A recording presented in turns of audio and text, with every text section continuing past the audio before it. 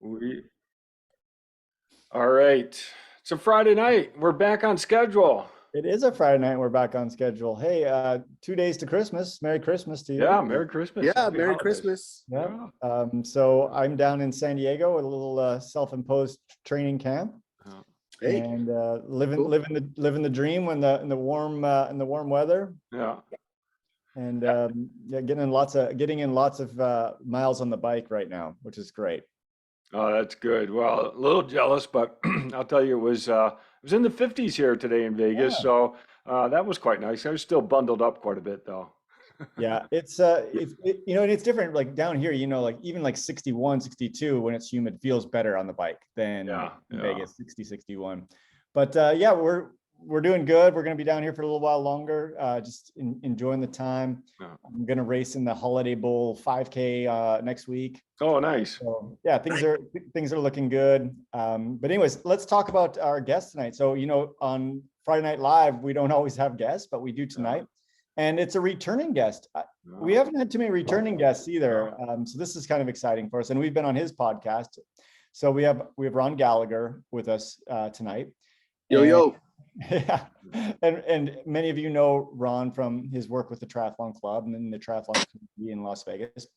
And so Ron is a physical therapist in Las Vegas. And I don't want to say you specialize in one thing or another, but you specialize in helping people. Let's put it that way. And helping athletes, particularly Specialize in performance. Yeah, in performance. And obviously, we've talked a little bit about injury and stuff like that with you in the past, but you can't perform if you're injured. And, you know, so there's a paradigm there that we work through. So tonight, what we're going to do is we're going to talk specifically about gait analysis and gait retraining. So Ron has spent a lot of time researching this and working through this. And I'll add in, just, I know Ron's going to talk a little bit about himself, but Ron's also, I think, really a special clinician in that he took it on himself to actually become a triathlon coach and did the certifications in triathlon because he wanted to learn more. He wanted to know more. And, you know, I always have a good spot in my heart for people that want to learn more. And Ron also is really good at, you know, also saying that, hey, you know, I don't know, and doesn't step out of his lane. Like he's like, this is my thing. And he's very, very quick to say, you know, that's not my thing. And I love that about Ron. Like there's very few people out there that can actually say, hey, I got this, but you know, I don't got this. You need to go to somebody else. And I think that's really special about you, Ron. So that's my introduction. John, do you have anything else to add? No, that was great. And yeah, we're going to focus in on his expertise on gait analysis. And this is going to be a lot of fun because we each come from a very different perspective in terms of understanding gait. Yeah, that's the most fun about this. Yeah, and so this is going to be a lot of fun going through this. So Ron, maybe we start with tell the audience a little bit about your background and how you got to a point where you are an expert and able to do a high level of gait analysis. Well, there was a point in time where I kept getting this same calf pain over and over and over with my running. I dropped a bunch of weights. Walking turned into running. Running was like, I think I want to do a triathlon. I got inspired at Silverman and wanted to do next year's Silverman. And I kept getting this same calf injury. So I decided I was going to take a specific continuing education course in running. And I found running medicine, which is a yearly ongoing continuing education course at the University of Virginia in Charlottesville, Virginia. And little did I know that my life was going to change. I took a 3-day course there on the triathlete and didn't realize the level of sophistication in the education of swimming, cycling, and running, and that there's a whole subdivision of information I can learn here. And so it opened Pandora's box, and it really inspired me to become more of an expert. And I ended up going to the University of Virginia 5 years in a row. And they have a place there called the Speed Clinic. and the speed clinic is a running only clinic. They have a $4 million treadmill that's, I think, 25 feet long, 6 feet wide, 360-degree motion capture cameras, and they're just doing amazing work on gait analysis, gait retraining, and they have an entire team of clinicians who only treat runners. And if you've ever been to the University of Virginia, the students run, the community runs, and so there's just tons and tons and tons of runners. And the Charlottesville 10 miler, which is a really famous race back east, happens the same time as this course. And so I got to run the Charlottesville 10 miler a couple of times, and just started getting, and basically the course was anybody who's presented a paper that year on running gets invited to this course. So it was 5 years in a row of cutting edge research on running, and ended up being a little over 100 hours in continuing education on gait analysis, gait retraining, rehabilitation for runners, and how to put all those things together. And then saw all those speakers in other places, and just happen to have a lifestyle that allows me to travel and go and see these guys speak, and just wanted to be a student of the science and the art of running. And if a Ironman runner came in, I wanted to know the difference between that and sprint. How do you train for them? What's the mileage like? What's the tempos like?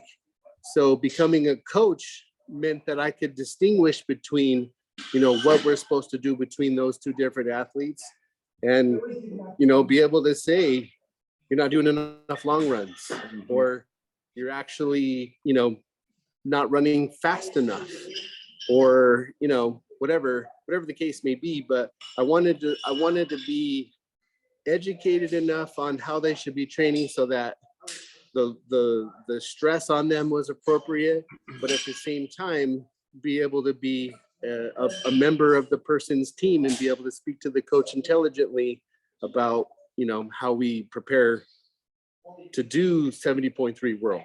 Like, how is that half iron different than somebody's first? And what are the demands, and like how do we prepare for that? So all those things together, I just wanted to be a student and be an expert, and provide value for the people who come through the door. Wow, it's so good.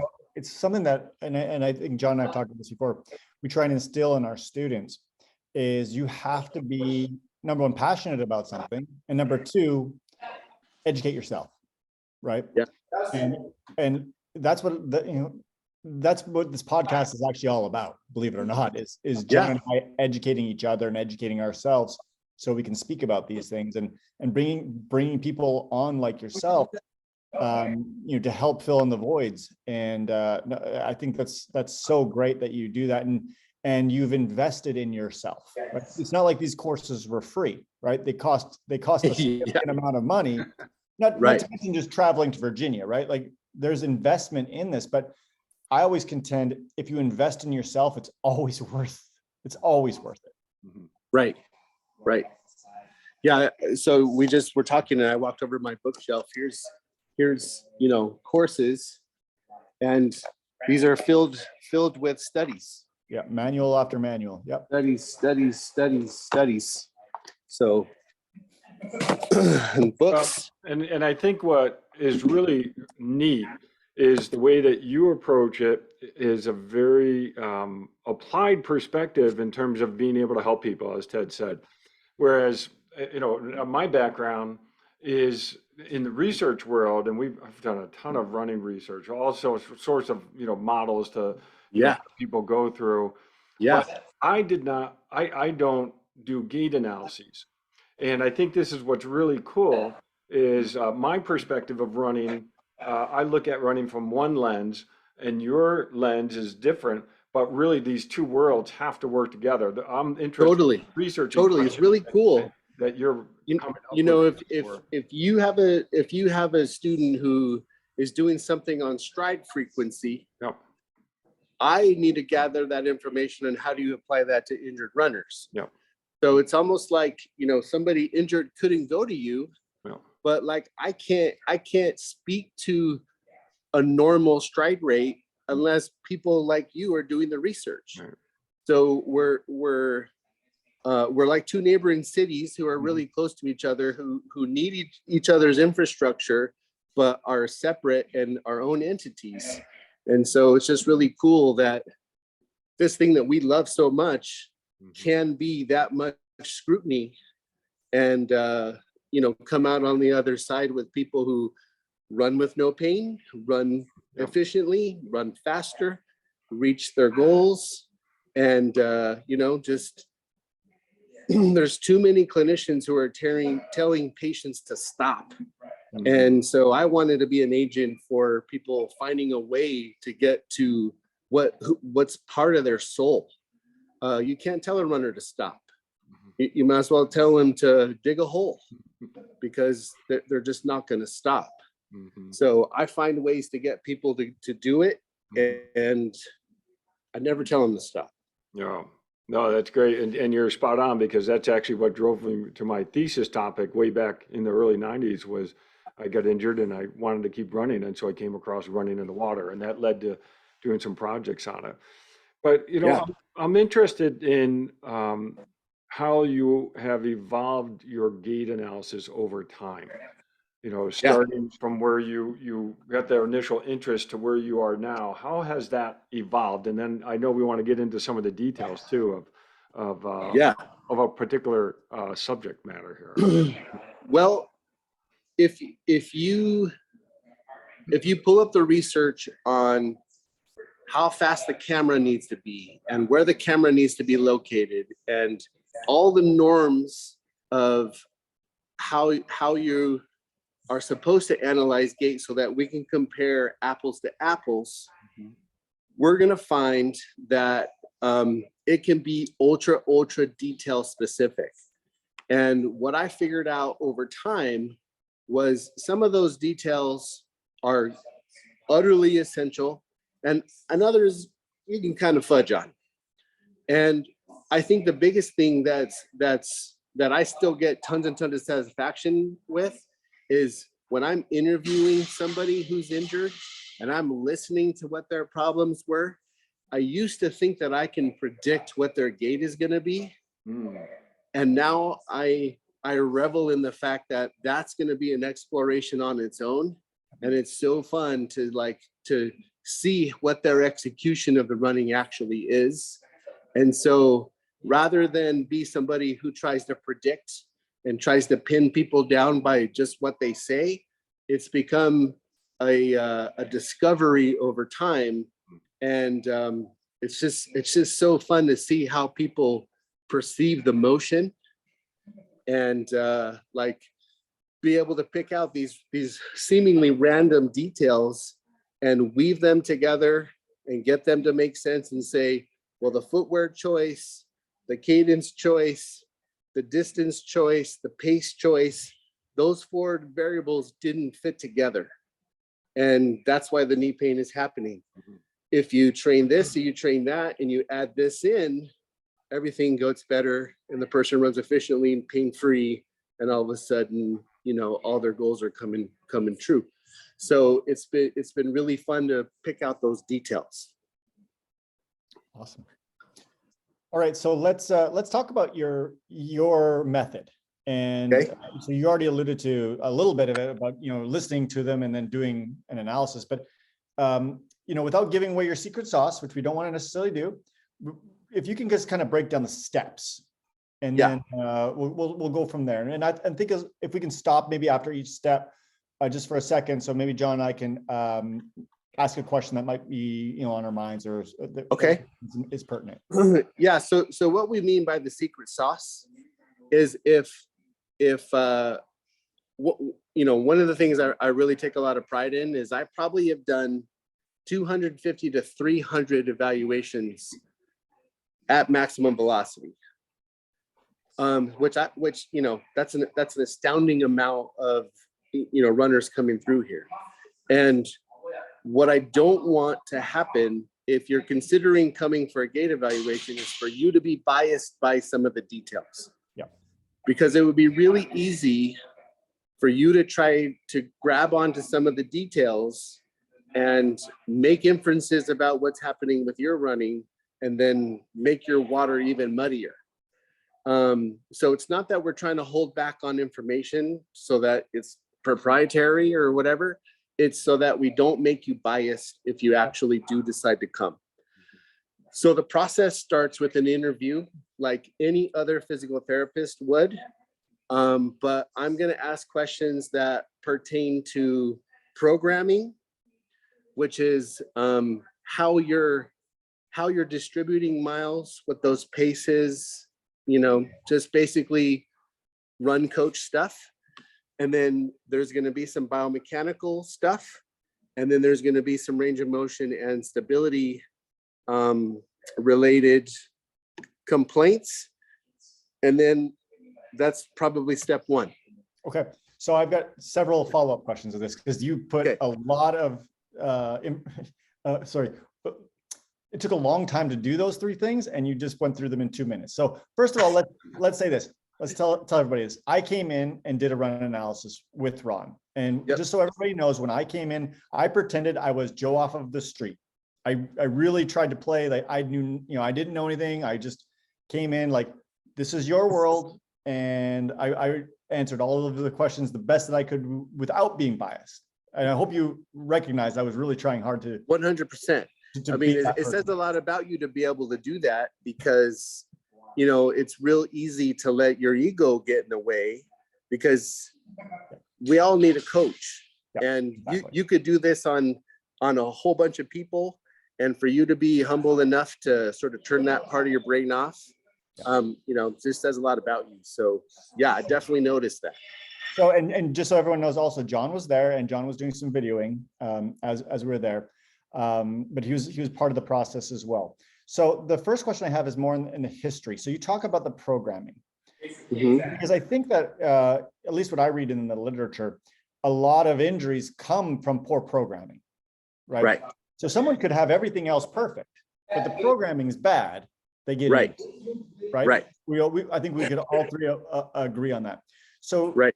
And obviously ours was our analysis. I'm not going to speak specifically to ours right now, but do you have people bring in like training logs? Yes. And like so you can actually see, hey, like, because a person, like if you're asking them like, oh yeah, I run about, I don't know, 120 miles a month. I do about this. Because honestly, people on what I see, they don't even know. Right. Right. They're like, they overestimate the amount of zone 2 they do, and they underestimate the amount of zone 4 they do. Right. And so you will do that. You'll analyze their logs. If they have it present, yes. Yeah. I'll also go through Garmin Connect. That's what I was gonna say. And just kind of flip through Garmin Connect, and I have a bank of things that I'm just trying to gather on a sort of grand scale. Right. And then if the gait evaluation itself spits out some details, then we might go back and investigate some of those details. But yeah, when the person calls, a lot of times they'll say, should I bring my training log? And I'll say, yeah, absolutely, bring that. Yeah, and I love that the fact that you do that, because there are many physical therapists, athletic trainers, gurus out there. They don't take that into account. Like they'll ask them, okay, well, what do you do? But they don't have a perspective, right? And another thing I'm going to add, a little bit more kudos to you, is because you've done the coaching side and because you've done triathlon, and you actually have a better indication. Like if I go to another therapist, let's say, I don't know, physical therapist, athletic trainer, and they're like, okay, why are you here? Oh, my hip hurts. Okay, well, tell me about what you're training. I'm like, well, I run like 50 miles a week, and I ride 200 miles a week, and I swim 15,000 yards a week. Like, oh, okay. And they're writing it down. It means nothing to them. They don't understand that they're just gathering information. That's a 20-hour week. And the loads on the joints and the loads on the system are so intricately connected, right? Totally. And I love the fact that you do this, because I think that that's such a critical part, right? Because we talked about it in my. I 100% agree, because you're not going to come to me to walk out feeling good. Yeah. Like you're not going to get the dry needles and the electricity. What you're actually going to do is leave a better runner, because you're going to keep running. And if I just apply a Band-Aid to it, like, you're not going to get better. Yeah. So understanding how the mileage that you're running a week and the speed that you're running. I mean, if I see that every single one of your runs is exactly the same tempo, you're running 50 miles a week. Okay, well, that's appropriate for half Ironman to run that much mileage. But if they're all at 12:30 pace, like, that's a problem. That's a problem. Your easy pace is probably too slow, and you're not even touching any fast paces. So, like, there's an efficiency issue there just from the programming side. And we haven't even put you on the treadmill yet, and we haven't even tested any muscles yet. So it's already starting to paint a picture. Yeah. By understanding what the goal is for training. Exactly. So I think we've gotten that pretty good now. So let's talk about the physical analysis. So before the treadmill, yes, you have to do a bunch of different things. We're not going to tell exactly what those are, because we don't want to bias people. But what information are you trying to gain? Well, the ground reaction force of running is somewhere between 2 and 7 times your body weight. So the impact of the body on the ground requires a certain stress resistance. And that stress resistance is basically your strength. And so a pretty in-depth strength test is what I'll do. We'll do some other testing to basically see how you're programming movement, and then take into consideration lumbar spine, hip, knee, foot, and ankle if we need to range of motion. Because if range of motion is normal and strength is normal, then that's 1/3 of the picture. So like any other physical therapist, I'm gonna gather basic objective measures on range of motion and strength, but it's put through the lens of what do we need in order to run. So hip extension, your glutes ability to propel your body forward is kind of a big one. Excessive hip or lumbar spine range of motion is another one that I see quite a bit, where we just have this notion that we got to mobilize, stretch as runners, and over flexible, under strong helps poor mechanics. So, I'm basically objectively measuring range of motion and strength to get some foundation. And then that's the first third of the information. And that's basically going to set up how you move on the treadmill. Yeah. And do you see so you said that, you can't tell how they're going to run on the treadmill based off of their history. Can you start to paint the picture in your mind a little bit when you start to see their strength and range of motion? Yeah. It's been a fun game. It's been this labor of love over the years to try to can I predict it? And you can't. People, I think, are just going to be a train wreck. Awful. And people who I think are going to be beautiful are a train wreck. And it's like anything in between. And it's actually refreshing and super fun to be able to just I bet they do this, I bet they do that, and then get them on the treadmill and actually look at it and say, nope, it's not that. Yeah. And runners are smart people. They research and they know something about their cadence pace, and they want to be informed. And so the way that they've trained themselves has presented some compensation strategies, and then the compensation develops a compensation, and now they don't know how to get out. So being able to pick out all those details and take each step objectively helps paint this big picture and put all these details together.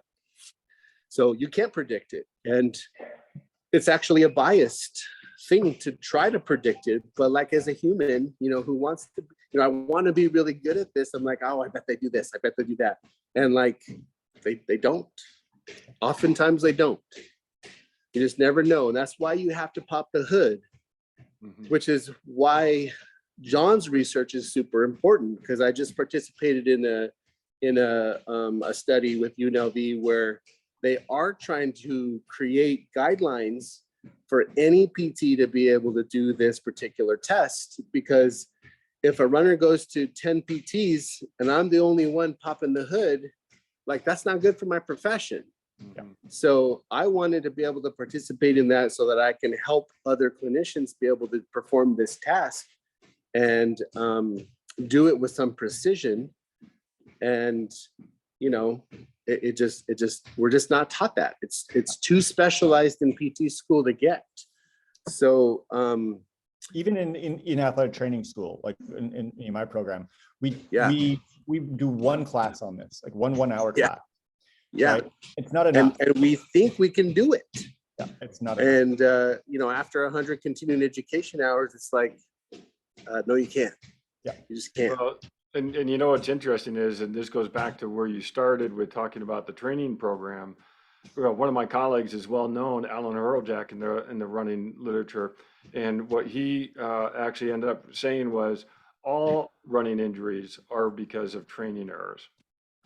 And the second part of what you're doing is so important, because you're in essence defining or trying to discover what is that threshold for that person's injury, because we all have a different threshold to sure. And that has to do with what you're talking about with some of the strength measures that you're looking at and the flexibility measures. And, Sure. But at the end of the day, you have a certain capacity that you can train at before you get injured. Absolutely. And it's dictated by what's your athletic history, essentially what's your training age. If this is your first sport, your first go, and you decide to go right to Ironman, like there's consequences for that. Right. And, how do you streamline somebody who wants to get to that place? That's been a really fun part of what I do. And then you take somebody like Justin Riel or Justin Thornley, and these are really accomplished guys who have been training a really long time. And like, all I have to do is these little teeny tiny tweaks to get them where they need to go. And like everybody in between, to be able to assess where they're at, assess where they're trying to go, how are they doing it, what are their limitations, and then fill in those blanks and help get them to the next level. All right, so I think we're on to the next step, and that is the actual analysis. Yes. So we're actually watching the person run and videoing them at the same time. So do you want to describe the process there?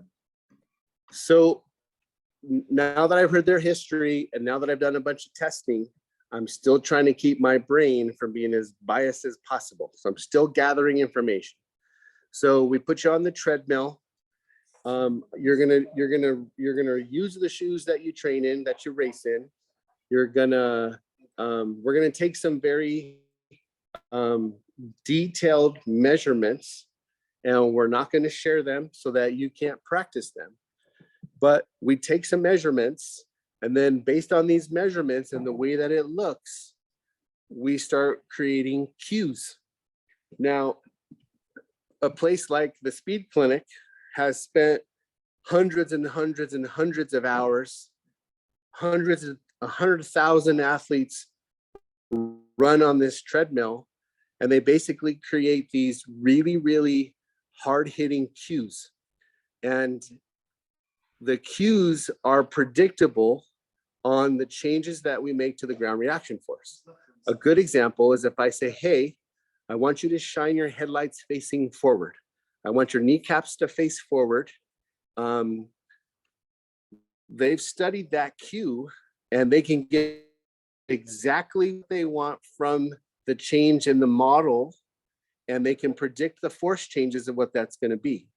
So making cues that are the least invasive and creating the biggest change is the goal for some of these cues. So once you're running and we gather some information, we identify the errors that are being made, and then we start to create cues based around the errors that are being made and video the change. And then once the athlete can see what the abnormal gait looks like compared to the efficient gait, then we say, okay, what's the program like to make that happen all the time? It's interesting because we're kind of building up this mountain, right? We're build, and then we get to the intervention. So we're kind of at the precipice where we're still evaluating and Right. we're intervening. This is the first little bit of intervention here. And I find that really an interesting thing because a lot of times we don't do this in therapy where we're evaluating and intervening kind of at the same time. Right. And you're trying to, it's great because you're trying to teach the person a different way to do something, right? And by giving them very, very simple cues. And we have, and the research is pretty good in the motor control world that simple cues are best, right? Absolutely. Don't do this with your toes. Don't do this with your ankle. Don't do this with your knee. Don't do this with your hip. Don't do this with your back. Don't do this with your arms. Don't do this with your head. Like I can give you 100 cues and I can just convolute the water, or I can say, shine your headlights facing forward. And then the appropriate change happens. So Ron gave me 3 cues and I've remembered all 3 of them, even though I've only ran once since our thing, because I'm trying to do some other things right now. But I'm probably going to run again in 2 days. And I got those cues, right? And those are the 3 things. And this is how I'm going to do it. Just throw those, see what you think. Is I'm going to set a little timer on my watch, and it's going to beep every minute. And every minute I'm going to cue, right? And then the next minute, next cue, next minute, and next cue. And they're simple, and they're simple enough that I can concentrate. I can only concentrate on one at a time. Right. Because that's another thing I think that we sometimes make mistakes on. Oh, do this, this, and this. Well, no, that's not how the human mind works. Right. You get one. It can be a bit much, and I usually give folks a 3-week window to convert these cues over. But I do use a beep on the watch quite a bit.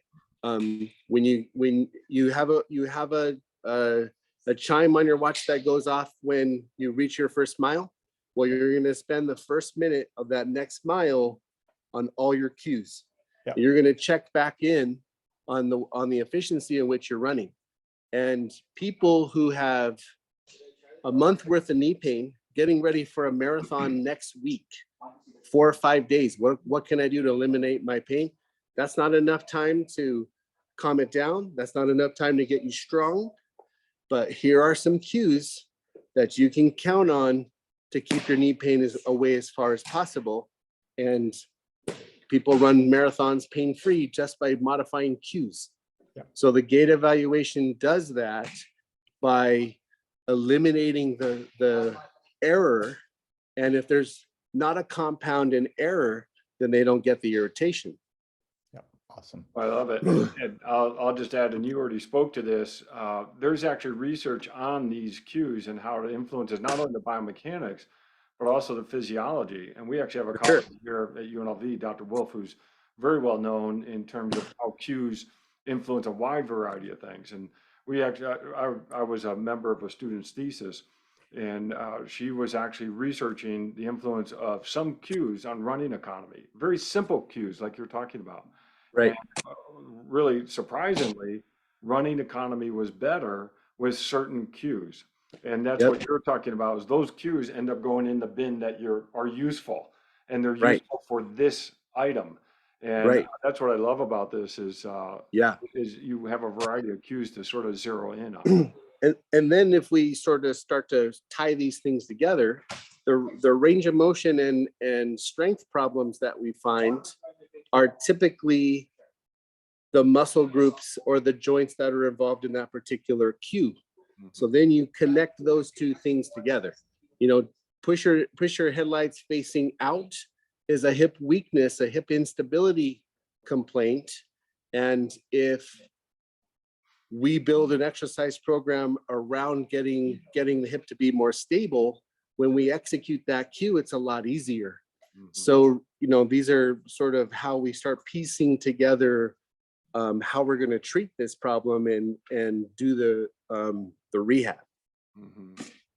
And so the Go ahead, runner, Tom. so, oh, I'm sorry. The runner feedback is pretty critical at this stage still. Yeah, absolutely. One of my favorite things is to, you know, be picking and finding these details and get them on the treadmill. I have the past medical history. I have the range of motion instability firsthand, and then see the gait abnormality live. Okay, how much knee pain do you have right now? 6 out of 10. Okay, this is what I want you to do. And then we give them 1 or 2 cues. In Ted's case, it was 3. And then when we change the gait, pain is eliminated. Okay, let's go back to where you were, and let's remove those cues. And what happens? Pain as they run starts to come back. It's back to 6 out of 10. Okay, now go back to the cues that we made. Pain is eliminated. So once they feel that, and then I can show them with the video what that looks like, that's locked in. Now the rehab program captures that situation, and we give them that tool to be able to use full time. Awesome. So maybe, and I know we talked a little bit about this off air because this is mostly an audio podcast, but we're going to show the video. So I'll give you a second to kind of cue that up, and we'll talk through the video. And basically we have video from two views, from the side and from the back. And we have Ron's going to show us a kind of a before cueing and after cueing video side by side, I think. Am I here? He's trying to figure out his Can you see it? Not yet. No? Not yet.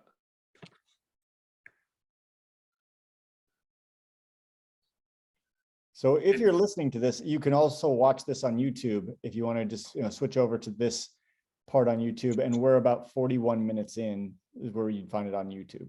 All right, the screen is coming up. And here we got it. Now we see them. Okay, are we here? Yep. Okay, so we've taken a history, we've taken range of motion instability, we've done some other testing. Now we got the guy on the treadmill. We've identified, he's on the left side, he's running the way that he was running before he got here. And then on the right side is after the cues that I think are going to help him the most. So what we start to do first, you guys can stop me if I'm moving this along too fast, but okay. I pressed. Are the runners not running? The runners are not running. How come? Why isn't the video going? And if you're on audio, we are working the video buttons here. All right, now you're moving. I look backwards though. Huh? Okay. Okay, so okay. Now the left is here's Ted on the left with no cues. No cues, no cues. And then here's Ted on the right after a few cues. And originally I gave him 1 cue, and the change that I wanted to make didn't happen. So we had to modify it. Mm-hmm. So this is with 3 cues. Okay, so here we saw, and again, this is really specific to TED, so we don't want to necessarily be modifying these on your own, but TED, first and foremost, is crossing over, where one foot is landing on top of a balance beam, so is the other foot on the same balance beam. And that width of stance creates length and tension on the outside of his body. And I think that's part of the source of his knee pain. Over here, you can see with the good width of stance that he's more stacked, where his hip and knee are right on top of each other, and he's pushing directly down into the ground. And this guy is crossing over. So that's just one example of some of the things we saw. Another thing here is, if we use that red line as a gauge, how much up and down motion does his head have? And we compare that to this guy. And so we call that talk on vertical oscillation. Yeah, we call that vertical displacement, how much up and down motion one spot on his body has. And the bigger the bounce, the more pounding he's doing onto the treadmill. So we want to minimize that, and we can modify that a few different ways, and it just kind of depends on what the flaw is. And, you know, if he's doing A, then we give him B. If he's doing C, then we give him D. And it just kind of depends on what that error is. Yeah. And it was really powerful, you know, to see myself, right? And I've done a lot of like swim video analysis, and I've done some video of myself running, but it's super powerful to actually see yourself actually go. And especially when, you know, someone's giving you some little cues to work on as you're actually on the treadmill. So this was very powerful stuff. Yeah, I always say runners know what efficiency looks like. They just never seen themselves do it. So here's Ted on the left with no modifications. And here's Ted after a few cues.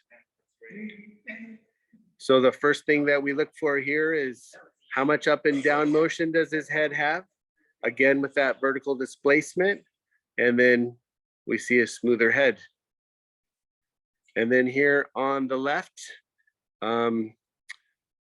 we're mostly concerned, let's talk about the right. So I would say first contact is right about there.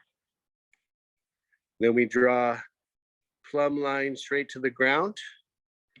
And then here on the right, with all the modifications, first step is right, first contact I should say is right there. And then we notice that that foot's right underneath his center of gravity.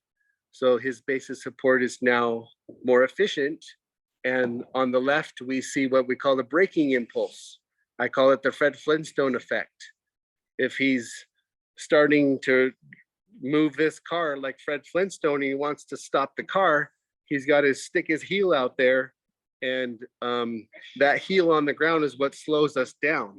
It's actually what pokes that head up, causes a pogo effect. And that up and down motion is what creates more ground reaction force. So we're banging down on the treadmill with that braking impulse. And then on the right, it's a lot smoother land. Awesome. So I love this, and I like how you talk about the different cues, and you're looking for improving the runner for running this speed. And it's obvious that both, you know, we don't need to say these are the same speed. But I'm curious, as you start to give these different cues to people, do they have a sense that they want to run faster or slower? But obviously faster would be better. Or do you ever hear anyone say, "Oh, I want to change the speed at this point"? Are we okay? Yeah. Okay, that's a really, really good question. because when the step rate modification literature came out, we thought we can just hand out metronomes. If I give you, if I identify, 162 and I give you 180, you're gonna eliminate all your problems. Goodbye. Just put a metronome on, you'll be fine. Mhm. All of those people will come back injured, either the same injury or a new injury, because just by modifying the step rate's not enough. The pace and the step rate have to go together. Mhm. It's an indicator that the rhythm is not smooth. And that's where the art of this comes in, because scientifically 180 is this magic place. But if you're 158, you can't just put on 180 and learn this new step rate. It takes time to develop the skill to be able to do that. Mhm. So that's the piece about step rate that runners miss all the time. And yes, if you do get back into rhythm and your pace starts to increase, your stride rate should change as the pace changes, but there's also a point of no return. So Ted made a really interesting remark during his gait evaluation that he has some data where his step rate's way over 180. Right, Yep. Ted? Yeah, so my training, when I normally train, my step rate is right at 180 at like Right. 8 miles per. That's what it was. And then when you race, It's like 191, 192. right. So we identified a slower stride rate on the treadmill than where you're training at. And I think that the hip instability and the ability to be on a good step rate don't match. And then when you start to get tired, you lose that. And then when you lose that, that's when it starts to become symptomatic. So it's how all these details all fit together. Yeah, it's just one piece, like this, that's just one tiny piece. Right, right. The programming, the biomechanics, and the strength and range of motion all come into play on, can I keep this stride rate? And do I have the hip and knee mechanics to be efficient when that particular stride rate happens? Do I have the strength to pull off those changes? Is really where I think the hamstring injury comes from. I don't think that you have the strength to hold those numerics, and that's why it gets in a dysfunction. Yeah, and I love the fact you bring up programming, right? Because if I only ran, I don't know, once a week for 5 miles, Exactly. I would have no problems. It wouldn't be enough stress to irritate this tendon. So the volume that you're trying to run with the stride rate that you're trying to pull off, I don't think you have the strength for. Agreed. Yeah, and see, and this is the piece, the pieces all coming together. And I hope people are appreciating that you're putting together a puzzle, right?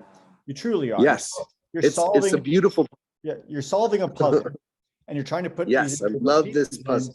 And sometimes you got to turn the piece a quarter turn, and then it works, right? And it can be as simple as that. And sometimes it's like, hey, that's completely the wrong piece in the wrong place, and trying to figure these things out. And it's not, and it's not an easy puzzle to solve, right? This is one of these thousand piece puzzles, and you have to be willing to go down many different avenues. So now that we've done this, then what's the next step that you would typically have somebody do? It depends on how all that shakes out. Let's say range of motion, strength are tip top. Yeah. All the movement and all the testings, all tip top. Put them on the treadmill, identify some impairments. Pain is 100% eliminated on the treadmill. Then I might say, okay, come back in a week. I want you to run four different times. These are your cues. And let's report back next week and see how you feel. If the symptoms are resolved with the gait modification only, off you go. More often than that is range of motion or strength impairments not able to show up in a run, and we have to have physical therapy intervention to get those pieces on the board. And typically what has to happen is hip has to be more stable, hip has to be able to tolerate a well-programmed squat.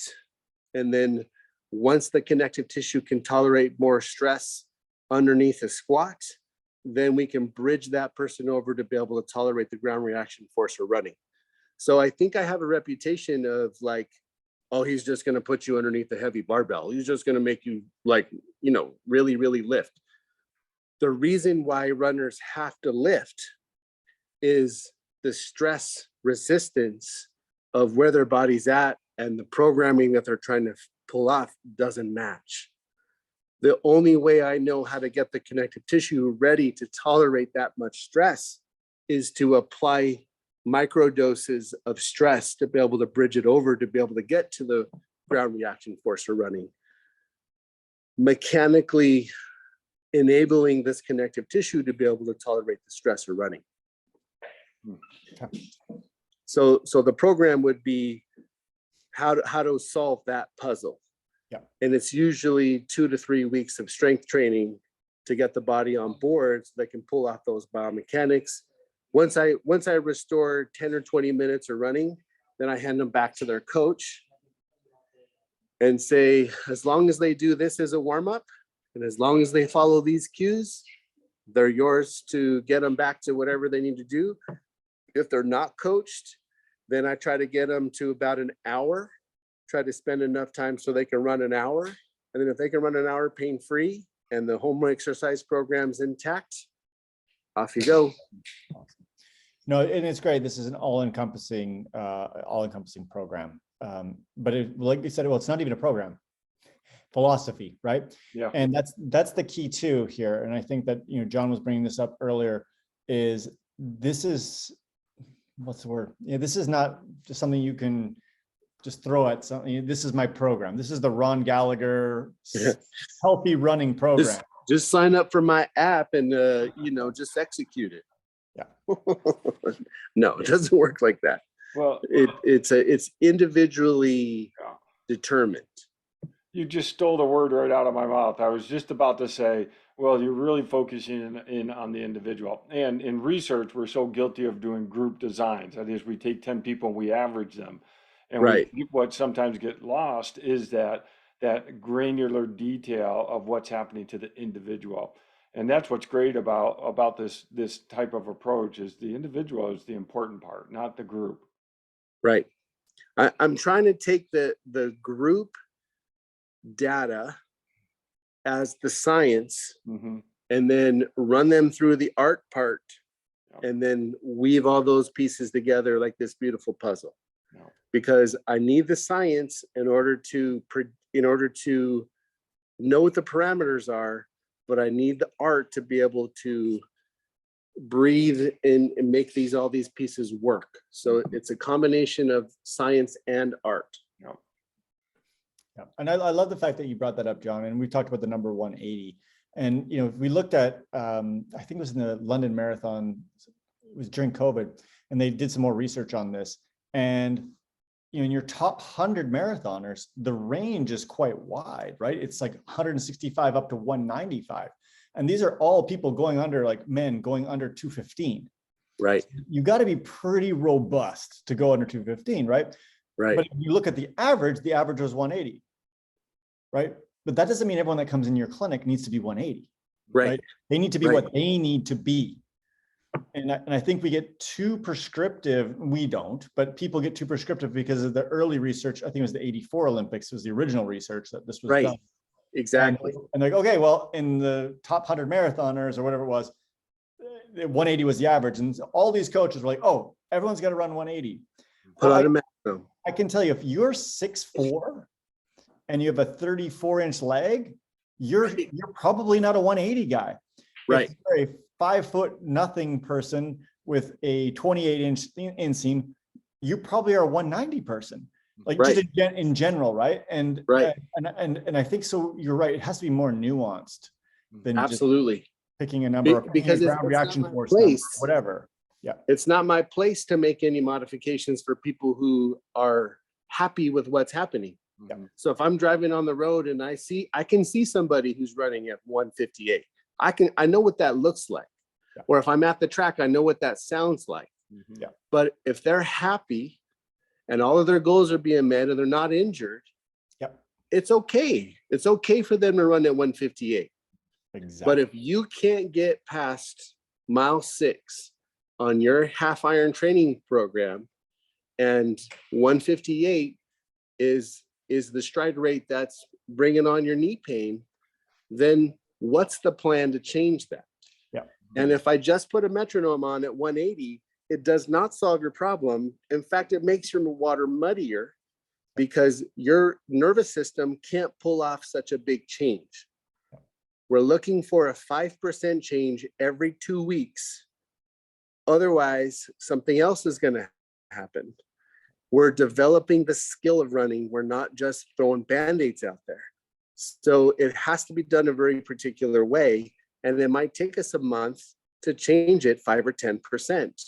And you have to have a change in strength to be able to tolerate that change, because the demand is going to be different on your muscles and your tendons.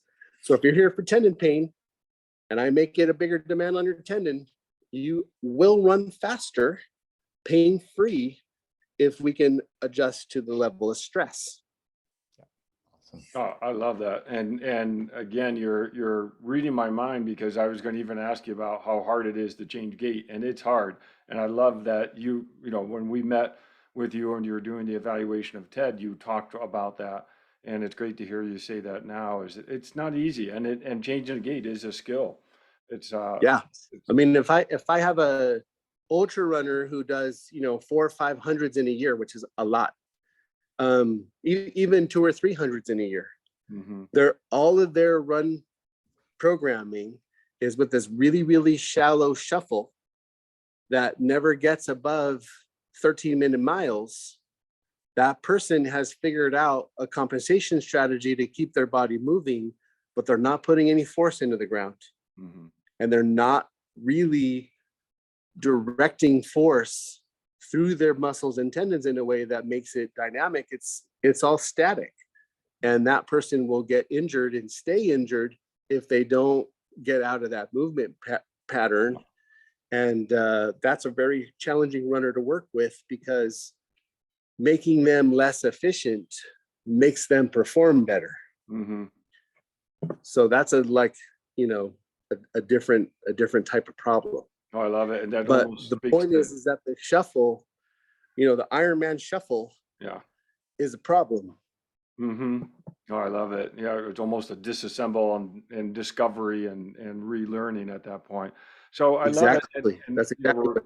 we're almost at the top of the hour here, and people may wonder why on this podcast we talk a lot about running injuries, on a triathlon focused podcast, and that's because the vast majority of injuries to triathletes are from running, and we all know if you're just a Absolutely. runner, you're very likely to get some type of overuse running injury. But I've got Yeah, one more question. 80% of runners, 80% of runners will be injured. Yep, that's right.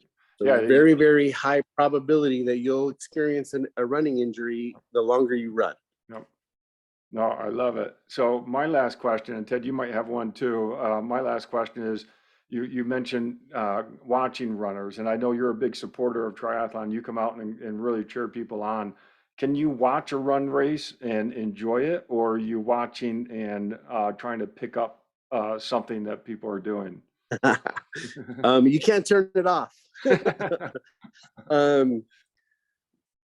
I love how, like if I see somebody screaming across the dirt, right, at one of the triathlon races, they leave T2, they run out a certain way, and then when they come back, how are they moving?